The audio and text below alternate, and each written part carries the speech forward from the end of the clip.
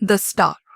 It was on the first day of the new year that the announcement was made, almost simultaneously from three observatories, that the motion of the planet Neptune, the outermost of all the planets that wheel about the sun, had become very erratic.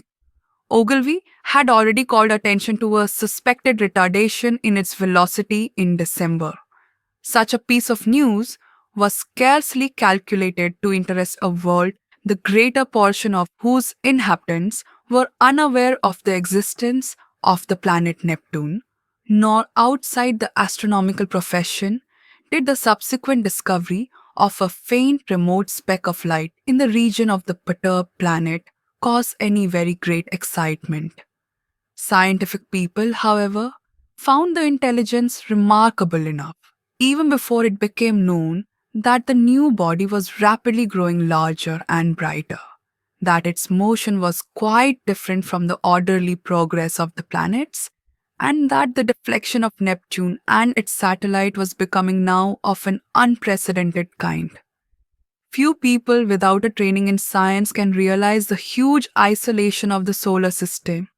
The sun, with its specks of planets, its dust of planetoids, and its impalpable comets, swims in a vacant immensity that almost defeats the imagination. Beyond the orbit of Neptune, there is space, vacant so far as human observation has penetrated, without warmth or light or sound, blank emptiness, for 20 million times a million miles. That is the smallest estimate of the distance to be traversed before the very nearest of the stars is attained. And, saving a few comets more unsubstantial than the thinnest flame, no matter had ever to human knowledge crossed this gulf of space until early in the 20th century, this strange wanderer appeared. A vast mass of matter it was, bulky, heavy, rushing without warning out of the black mystery of the sky into the radiance of the sun. By the second day, it was clearly visible to any decent instrument as a speck with a barely sensible diameter in the constellation Leonia Regulus. In a little while, an opera glass could attain it. On the third day of the new year, the newspaper readers of two hemispheres were made aware for the first time of the real importance of this unusual apparition in the heavens. A planetary collision, one London paper headed the news and proclaimed Duchesne's opinion that this strange new planet would probably collide with Neptune. The lead writers enlarged upon the topic, so that in most of the capitals of the world on January 3rd, there was an expectation, however vague, of some imminent phenomenon in the sky. And as the night followed the sunset round the globe, thousands of men turned their eyes skyward to see the old familiar stars just as they had always been, until it was dawn in London and Pollux setting and the stars overhead grown pale. The winter's dawn it was, a sickly, filtering accumulation of daylight, and the light of gas and candles shone yellow in the windows to show where people were astir.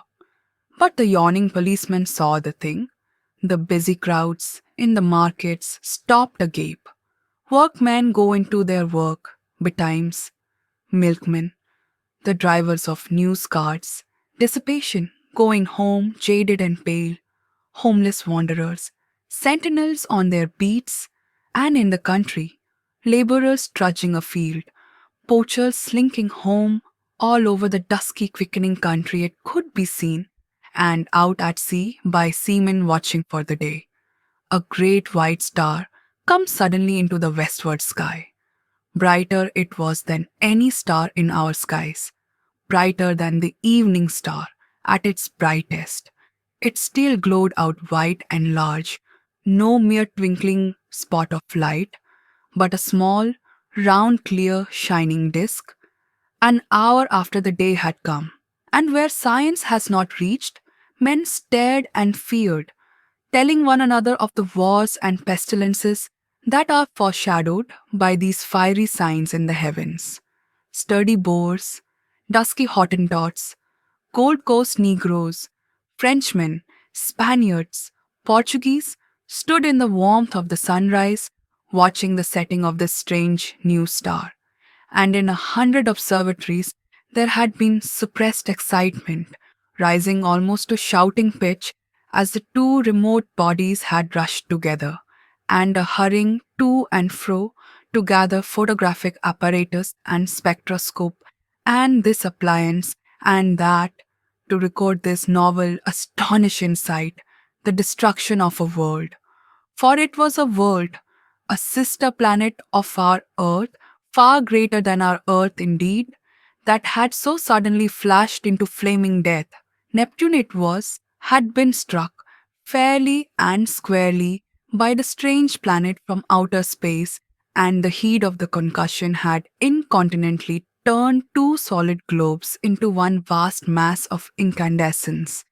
Round the world that day, 2 hours before the dawn, went the pallid great white star, fading only as it sank westward and the sun mounted above it.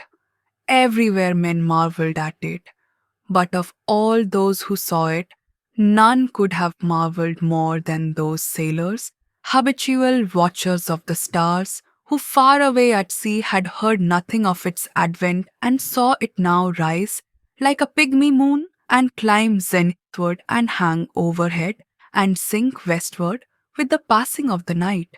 And when next it rose over Europe, everywhere were crowds of watchers on hilly slopes, on house roofs, in open spaces, staring eastward for the rising of the great new star. It rose with a white glow in front of it, like the glare of a white fire, and those who had seen it come into existence the night before cried out at the sight of it. "It is larger," they cried. "It is brighter." And indeed, the moon, a quarter full and sinking in the west, was in its apparent size beyond comparison, but scarcely in all its breadth had it as much brightness now as the little circle of the strange new star. "It is brighter!" cried the people clustering in the streets.